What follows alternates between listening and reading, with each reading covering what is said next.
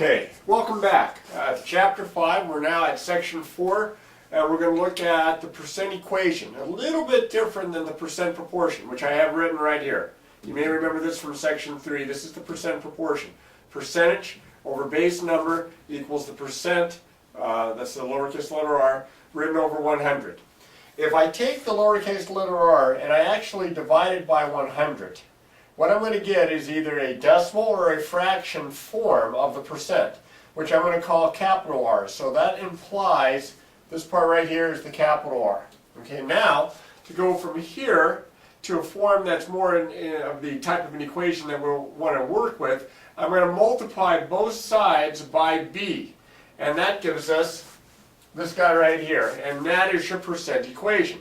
The percent equation, P equals R times B, where R, that's a capital R, is considered the rate. Remember, that's going to be the percent written either as a fraction or a decimal, what I had called before a workable form, because it's much easier to do arithmetic with the decimal or the fraction than try to figure out what to do with the percent. And I have two examples here of very similar problems to what we did in the last section, but I'm not going to solve them using the proportion. I'm going to solve them using the equation. And then you'll see and be able to compare which method works better for you. Find 17% of $250. Now this is clearly the percent. I'm going to have to change this into either a decimal or a fraction. And I think for ease, I'm going to write it as a decimal. Now to change 17% to a decimal, you may remember when we talked about this, when we reviewed this back in converting percents, you slide the decimal 2 places to the left and you drop the percent sign. This is going to be 0.17. Now the of $250 here, that's my base number. I don't know my percentage here. So I'm going to write P, that's my percentage, is equal to my rate 0.17 times $250. I'm not going to put the dollar sign down, I'll put that down with my answer. Now when you're writing out the percent equation, think of the word of, used in this context as multiply. You're going to multiply the 17% times the $250. So now I just have to multiply these two things together here. So a little bit of scratch work off to the side. 250 times 0.17. That's a 0, that's a 5, carry a 3, that's a 17, that's a 0, that's a 5, that's a 2. That's going to be... looks like 4,250, but remember, two decimal places, I get 42.50. Now normally I would drop the 0 there, but remember, we're trying to find 17% out of money, so I'm going to leave the 0 there because now I'm going to write out my answer with a dollar sign. This turns out to be $42.50. You wouldn't want to put $42.5. You'd want to write it out in terms of dollars and cents, two decimal places. All right, you can see that wasn't very difficult. Maybe the messiest part here was your arithmetic, your scratch work, but other than that, it's set up pretty nicely. This one is going to set up just about as nicely, a little bit of a twist to it, because this time I have the percentage, I don't have the base number. So my percentage is way over here. This is 105. That's the P, 105. That's your is number. Remember we talked about that when we were talking about the percent proportion.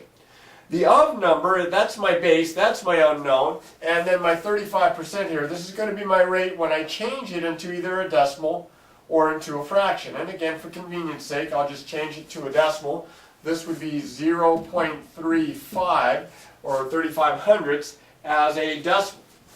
So 0.35, and that's going to be times my base number, so times b. Now to solve this, just like any equation where our unknown is being multiplied by a number, we have to solve it by undoing that, so we're going to divide both sides by that number 0.35 or 35 hundredths.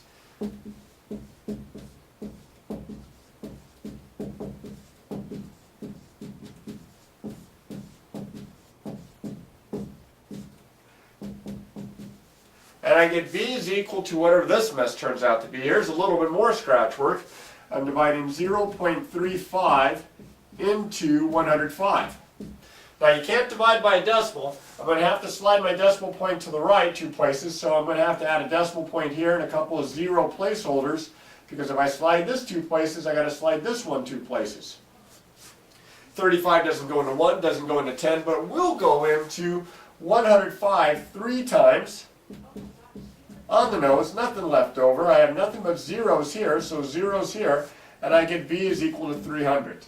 So 35% of what number is 105? 35% of 300 is 105. And you can see that the amount of work that I do here is not that much different than the amount of work when I solve these percent problems using the percent proportion. And both work very nicely. Both are set up pretty nicely. So you have a choice here when you're working these percent problems. Now let me clear this off, and then we'll try a few more themes here. 1 second. Here are a couple of story problems that involve percents. It says a store collects 8.5% sales tax on all purchases. How much tax must be paid on a purchase of $188? Well, I'm going to do this using the percent equation. We did a problem like this in the last section, a little bit like this anyway, using the percent proportion. Now we know that it's 8.5% sales tax, but that's based on the total purchase. Well, we know that the total purchase here is $188. So what we're doing here is we're finding 8.5% of $188. Again, I kind of reword it so that I can see what the problem is a little bit more readily as compared to just looking at the story problem itself. Now in this case, my percentage is what I'm looking for. I'm looking for the part of the 188 that's going to represent the sales tax amount. So I'm going to have P equals 8.5%. Now this one already has the decimal point written in. I have to move it 2 places, so I'm going to need a placeholder 0 here. And I get 0.085 of 188, so that'd be times 188. Now I've got to multiply these two numbers together. And I went ahead and did this one so that I wouldn't spend a lot of time working on this. I did this earlier today. And I got this to be 15.98. So you can do it on your scratch paper or double check it with a calculator, but this should turn out to be 15.98. Or in this case, since we're looking at tax money, this is going to be the sales tax was, $ now, $15.98. Okay? Don't forget the context of the problem. We're talking about money here because we're talking about the sales tax based on the purchase. Down here it looks like another kind of a money problem. It says Judy serves food at a restaurant where she is paid 18% of the diner's bills. It says here that she earned $126 last weekend. What was the total of the diner's bills? Well, in this case, she gets 18% of the diner's bills. That's what we're looking for here. So that's her unknown. We know that the 126 is that money. So I'm going to kind of rewrite this and think of this as 126 is 18% of what? Okay? Of what amount? Of what would be the diner's bills. So I'm going to go ahead and set this one up. 126 is the part or the percentage equals 18%. Don't forget, slide it 2 places to the left. I get 0.18, drop the percent sign, of, in this case we don't know what that is. I'm going to call it B for the diner's bills and B for the base number here. So now I'm going to solve this. I have to divide both sides by 0.18.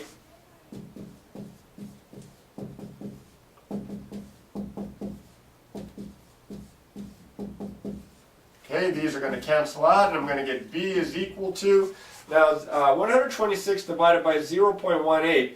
Again, I did this earlier today so that I wouldn't have to do a whole bunch of arithmetic for you. And you can double check this with your scratch paper or using your calculator. But 0.18 divides into 126 700 times.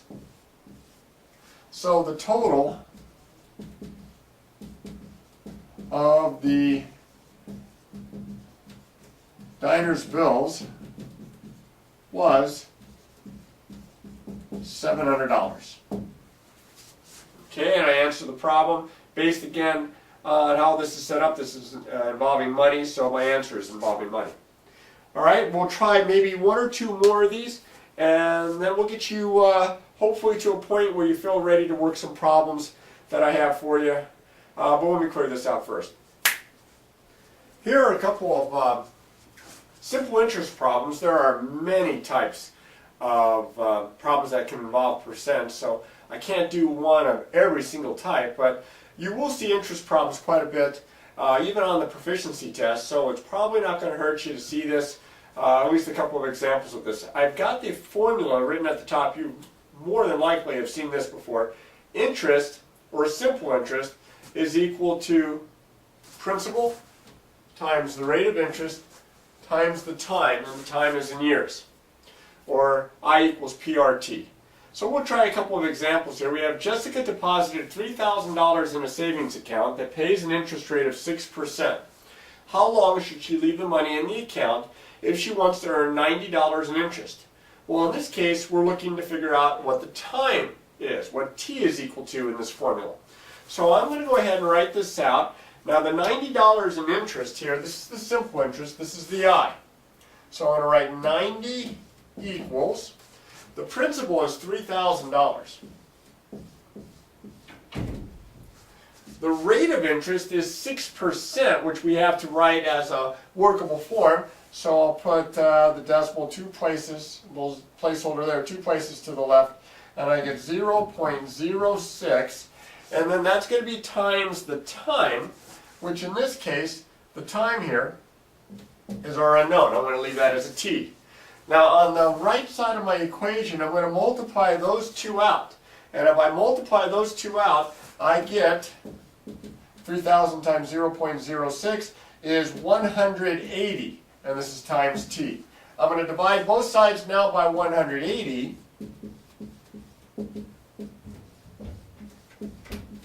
Because I'm solving for t. And I get t is equal to, well, 90 over 180, or 9 over 18, that's a half, or 0.5. Now remember, this is in years, so we're talking about a half a year or 6 months. So she should invest for 1/2 year, or if you want to get fancy, or 6 months. However you'd like to write that out. Now remember, if you write down the 6 and you don't write down the months, the person that might be checking this might think you're talking about 6 years. So be very clear with your units. Down here, Bill Frank, old colleague of mine, fellow student in 5th grade all the way through high school. Bill Frank opened an account that earned 4% annual interest. He wants to earn at least $50 in interest after 2 years. How much money should he invest in order to earn the $50? Now, in this case, we know the time. The time is 2 years. What we don't know is how much money we're going to invest. That's our principal. That's this guy right here. That's the part that we don't know. So I'm not sure if I've given myself enough room for you to see this, so I'm going to write, hopefully small enough but for it to fit and big enough for you to read. So I'm going to have my interest here, that's $50. And I'm going to have my principal, which is my unknown, times my rate of interest, 4%, slide it 2, add a placeholder, times my time, which in this case is 2 years. Now, I'm going to have to multiply those two numbers together. I get 50 is equal to P times, this is 0.08. Now I've got to divide both sides by 0.08. So I think I've got enough space.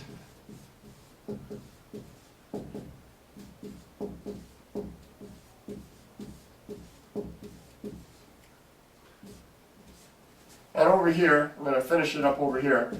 My principal is equal to 50 divided by 0.08. Now, unlike the other problems where I'd already worked them out, I haven't done this one in advance, so I've got to do a little bit of scratch work. 0.08 into 50. I'll have to add a decimal point in a couple of places because I'm sliding it twice. 8 doesn't go into 5, but it does go into 50 6 times. That would be 48 2, bring down a 0, will go in 2 times. That's 16, subtract 4, bring down the 0, goes in 5 times evenly, thank heavens. I didn't want to have to take it out any further than that, so I get P is equal to 625. Now mine stopped on the exact dollar amount. If it was to continue, then I would take it out to the nearest penny. So in this case, how much money should he invest? Bill should invest $625. All right.